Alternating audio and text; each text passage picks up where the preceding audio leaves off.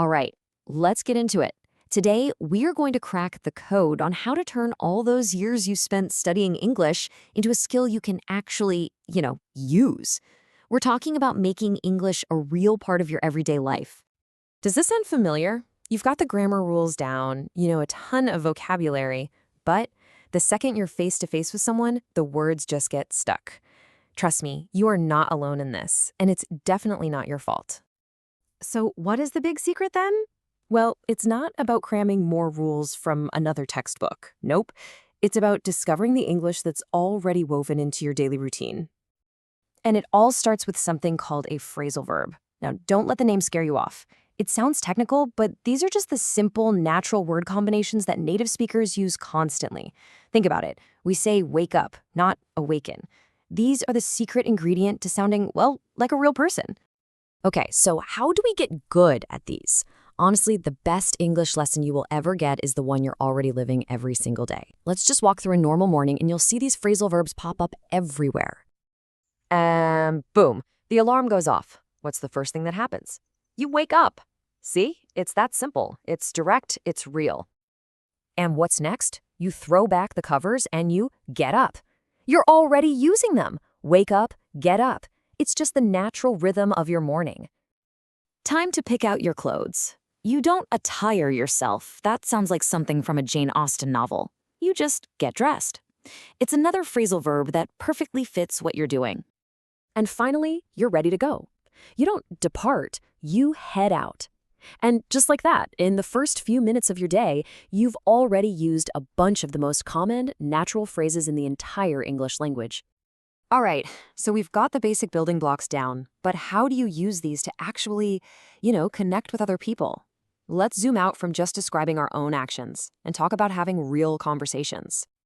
Just think about how you greet someone. A textbook might teach you to say, "Hello, how are you today?" And sure, it's correct, but it's also kind of stiff, right? Real life sounds more like, "Hi there, how's your weekend going?" It's friendlier, and it actually invites a real answer, not just, "I'm fine, thank you." Great conversations don't just happen by accident. They have a kind of flow, and it's a skill you can totally learn.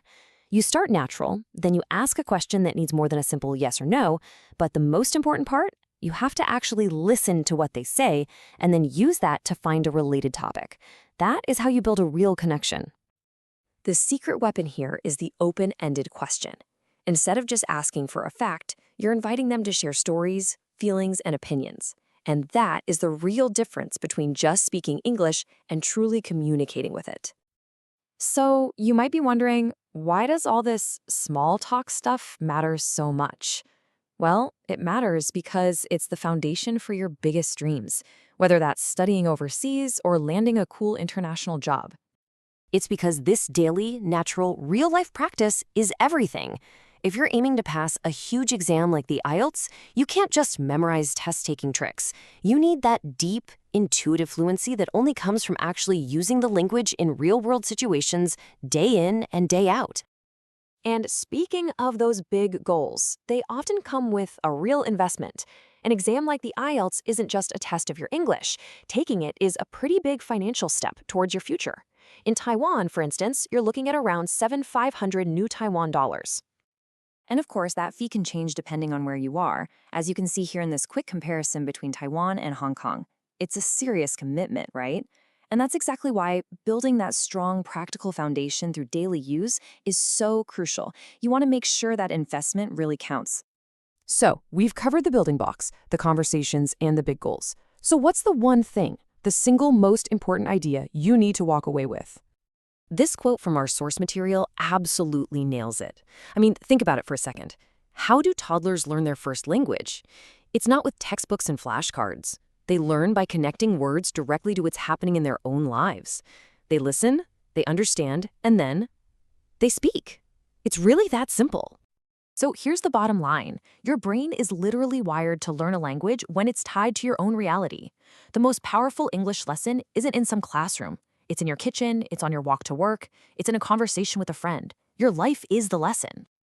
So I'm going to leave you with a challenge, not just a summary. Don't wait. Think about your day right now. What are you going to do next? Are you going to heat up some lunch, head out to the store, call up a friend.